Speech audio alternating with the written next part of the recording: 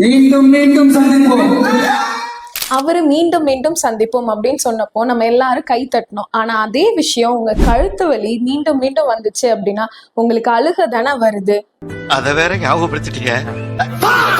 காலையில எந்திரிச்சா வலி, டிராவல் பண்ணா வலி, ஒர்க் பண்ணா வலி, கடைசியில மொபைல் பார்த்தா கூட தலைவலி. 2 நாள் வலி இல்லாம இருக்கும், அப்புறம் மீண்டும் மீண்டும் அந்த பெயின் வந்துட்டே இருக்கும். இது ஏன் திரும்பி திரும்பி வருதுன்னு தெரியுமா? நீங்க வலியை குறைக்கிறத பாக்குறீங்களே தவிர அது எதனால வந்துச்சு, ஏன் வந்துச்சு அப்படிங்கிறத பாக்குறது இல்ல. நீங்க வலி மாத்திரை போடுறீங்க, ஜெல் தடவுறீங்க, ஆனா இது எல்லாமே தற்காலிகமான சமாதானம் தான். ஆனா உங்க உடம்பு உங்ககிட்ட கெஞ்சி கேட்கறது ஒன்னே ஒண்ணுதான், எனக்கு கொஞ்சம் அவகாசமும் நீங்க கொடுக்கணும்னு நான் ரிக்வெஸ்ட் பண்ணி கேட்டுக்கிறேன். வருஷ கணக்கா உருவான தசை இம்பேலன்ஸ ஒரே நாள்ல சரி பண்ண முடியாது.